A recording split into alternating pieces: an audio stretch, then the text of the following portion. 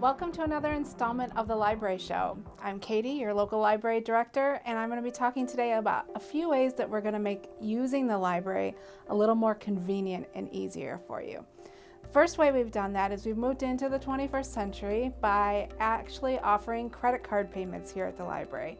So now if you've got a stack of movies that you'd like to rent and you don't have any cash on you, you can swipe a credit card.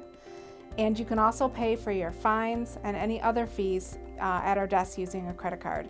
You are also able to do that from home by using our website. You can go to our website and click on catalog and then log into your account, and it's really easy and simple.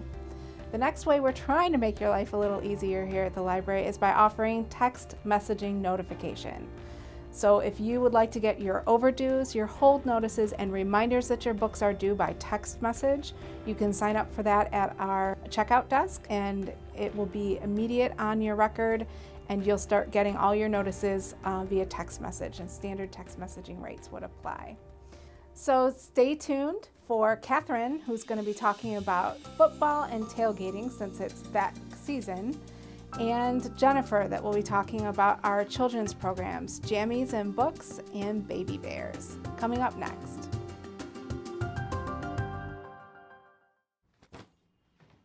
Hart, what's going on? I'm leaving. Why? What did I do? Not enough. You constantly ignore me. You barely eat anything healthy. You're half as active as you used to be. The pressure is just too much. I quit. Okay, I get it. I'll do better. Just please, don't leave. Okay. But remember, if I go, you go. Listen to your heart. Don't let it quit on you. Uncontrolled high blood pressure could lead to stroke, heart attack, or death. Get yours to a healthy range before it's too late.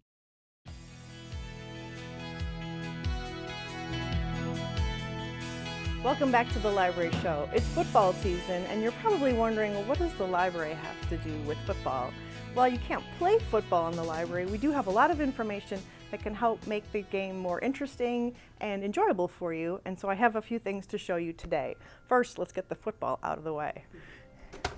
For the youngest fans, we've got a couple different things. We've got some video, baby football, baby Wolverine, sorry there was no baby Spartan, and some Charlie Brown touchdown and some other fun things on DVD to entertain. We've also got picture books for the youngest fans, so things like fall ball. A bunch of boys just can't wait to get home from school so they can rake the leaves and get started playing football in their backyard, and time really flies quickly once they get out there and play. There's also Ms. Nelson, and the Smedley Tornadoes are having a horrible season. It's just pitiful, and the coach has lost it. He can't do it anymore, and it's a job for Miss Nelson and actually Miss Viola Swamp. And Miss Viola Swamp comes in and saves the day. There's other things about sort of a historical picture book about when the NFL was just starting, and really people watched college football. The NFL wasn't really a big deal, but this was the greatest game ever played and what's made the NFL quite the TV sport that it is. We've got some other fun things. Maybe you've got little kids on the sideline when the older siblings are at practice and you need some stuff to keep them occupied. There's things like Football Frenzy, one of those spot it challenges where you've got to find little things in the pictures and they're all football related. There's football ABCs and football colors and opposites and all kinds of things to teach concepts, but with football in mind. We've got things just about the sport. What are the rules? How's the game played? What are the different names of the things on the field? And then for older readers, we've got things on records and different players and different teams. And maybe a little bit about the math. How do they calculate all this? How do they figure out the statistics for the different players? How do they rate the different players and the different teams? And how do they come up with those numbers? So there's a lot of cool math to learn about it in football. There's also things about favorite players and favorite teams. We've got obviously the Detroit Lions and some of their players, but some of the other favorites from around the league. If you are a football player or an athlete and you're looking to improve your game, we've got Sports Illustrated guides on improving your speed and improving your stamina and tips on better nutrition to help improve your game. And we've also got things on safety and concussions and different things to help you be strong but also be safe on the field. and maybe you've got to read for school and you want to have a book in your backpack for that free reading time, but you want it to be about football. And we've got a lot of great choices for different reading levels. In addition to obviously the picture books that we talked about earlier, there's some chapter books. Matt Christopher is a popular author that's been around for a long time and has a lot of great sports stories and football stories. Jake Maddox has some football stories. And for older readers, there's a lot of great fiction written by the people you would expect to know the most about the game, former players and sports writers. So we've got Tim Green, we've got John Feinstein, we've got Mike Lupica, different people that are known for their sports writing who also write great fiction with sports as sort of a backdrop in the story. A couple brand new one, Call Me By My Name, is actually a little bit historical. It's set in the 70s, and hopefully for readers it feels like a really long time ago. The two young men in the story are from different sides of town, and it's in the South, 1970, and the schools are just getting integrated, and so now you've got black and white players that are going to play on the same team, and what seems like perfectly normal was very different for them and very unsettling.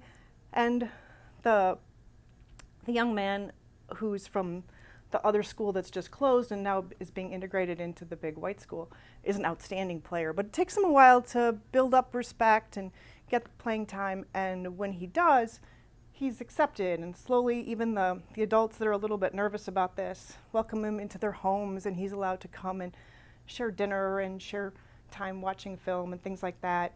And so he's respected and welcomed on the team, but that people are still uncomfortable as he tries to fit into everyday life and some of the regular high school things that people experience. And so there's quite a bit going on in that story beyond just the football.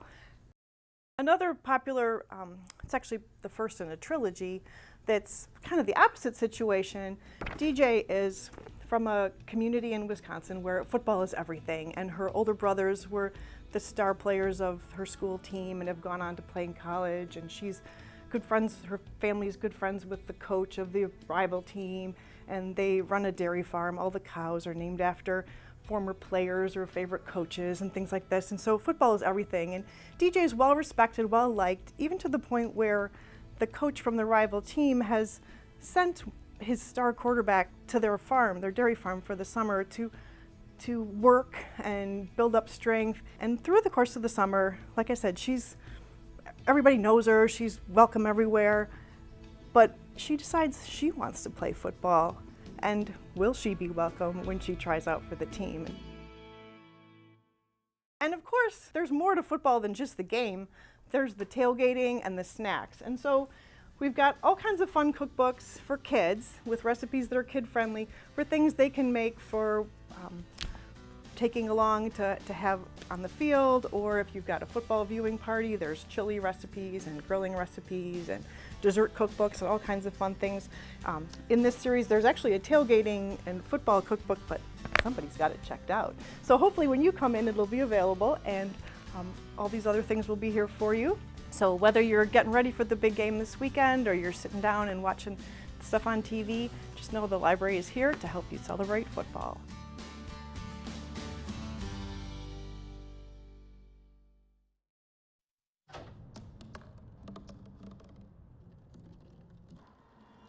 Everybody has a dream.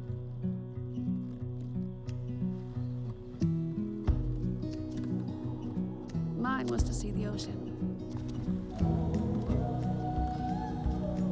And with a little help, I made it.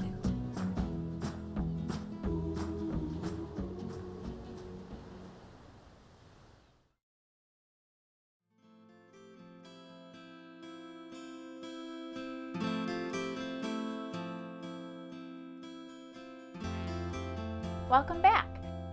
Now we're going to talk a little about our drop-in story times. There's two the library offers, Baby Bears and Jammies and Books.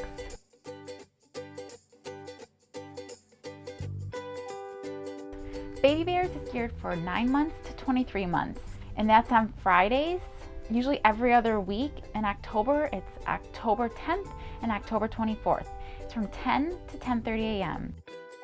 Those story times consist of about 15 to 20 minutes of books, songs, puppets from the Storytime librarian, and the last 10 to 15 minutes is usually playtime for all the kids to socialize. And it's very relaxed. It's just drop-in, so if you're around and it's 10 o'clock in the morning, come on into the library. Again, it's October 10th and October 24th from 10 to 10:30.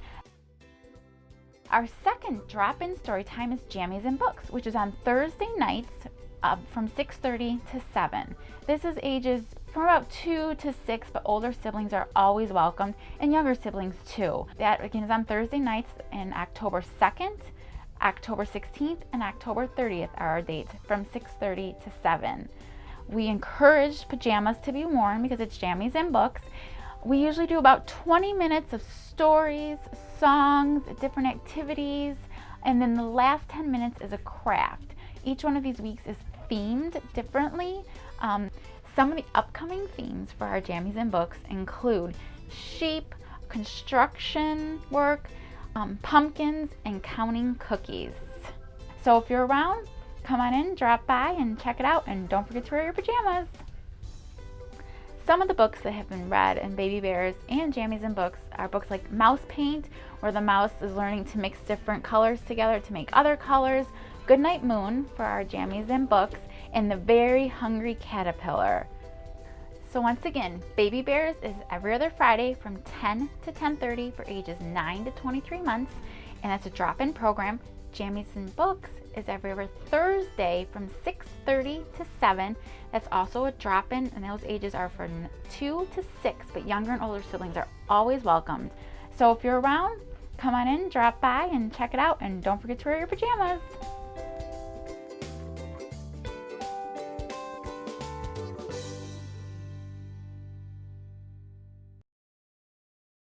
Hey everybody! Heart disease affects 1 in every 3 women in America, but you can fight back.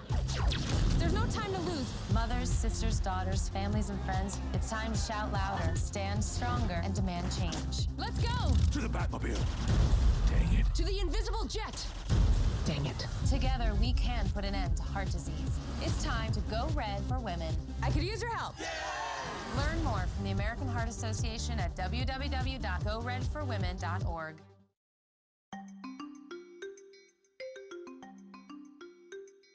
Welcome back. Today I'm excited to have a guest, Mike Werner, who's hosting our first game night at the library. Tell us a little bit about what you plan to do tonight, Mike. Well, I plan on putting out some games and letting everybody dig in, play some different board games, family games that we provide at my store in New Baltimore. We have a good time just enjoying meeting new people and trying new things. Grab a card. The last thing is play a card. But what are some of the benefits of games? Some great benefits. It's a great way to sneak learning in for kids. A lot of good social aspects to games.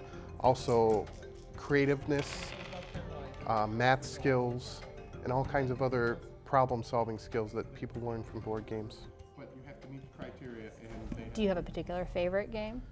I like so many games, but I do like this Ticket to Ride game that is out. You know. Do you want to tell us about it? Sure. It's a great game where you're collecting colors of cards to try and claim routes to complete tickets that you have. You just build your trains across the board and hope to connect all your cities. It looks like it could even teach some geography too. Yep, it's just another more secret learning.